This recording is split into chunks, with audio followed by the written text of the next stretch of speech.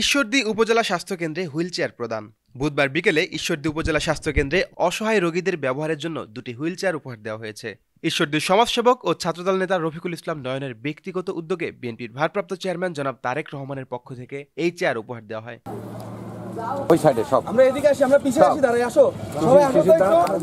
Wheelchair উপহার দেওয়ার সময় ঈশ্বরদী উপজেলা স্বাস্থ্য ও পরিবার পরিকল্পনা কর্মকর্তা doctor Mohammad Ali Ahsan, RMO doctor Shishir Mahmud, doctor Shahid Hasan ও ঈশ্বরদী উপজেলা প্রেস ক্লাবের সভাপতি তৌহিদ আক্তার পান্না সহ বিশিষ্ট ব্যক্তিবর্গ উপস্থিত ছিলেন। রফিকুল ইসলাম নয়ন বলেন, দৈনন্দিন সমাজসেবার অংশ হিসেবে আজকে হুইলচেয়ার দেওয়া হলো। নির্বাচিত সরকার না আসা পর্যন্ত আমরা অসহায়দের সহায়তা কল্পে সাধ্যমতো পাশে দাঁড়ানোর চেষ্টা করব।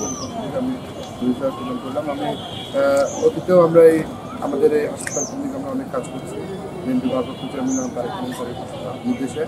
তা আশা করি ইনশাল্লাহ এই হাসপাতালের দায়িত্ব আমাদের দেখতে হবে। এখন যেহেতু বাংলাদেশের নির্বাচিত সরকার নেই, আগামী দিনে এই যতদিন সরকার না আসবে ততদিন আমরা এই হাসপাতালকে দেখভাল আমরা জনসাধারণ যারা সাধারণ মানুষ যারা সমাজকর্মী যারা আমরা সমাজের তারা কাজ করবো।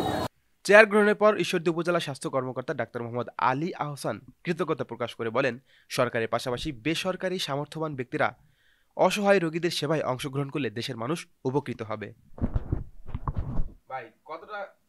জানাচ্ছি যে জনাব রফিকুল ইসলাম নয়ন ঈশ্বরদীর একজন বিশিষ্ট সমাজসেবক আমাদের হাসপাতালের রোগীদের জন্য দুটি হুইল চেয়ার প্রদান করেছেন, যেটা আমাদের রোগীদের কাজে লাগবে।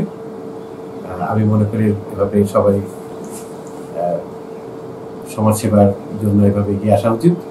আমি ওনাকে ব্যক্তিগতভাবে ধন্যবাদ জানাচ্ছি।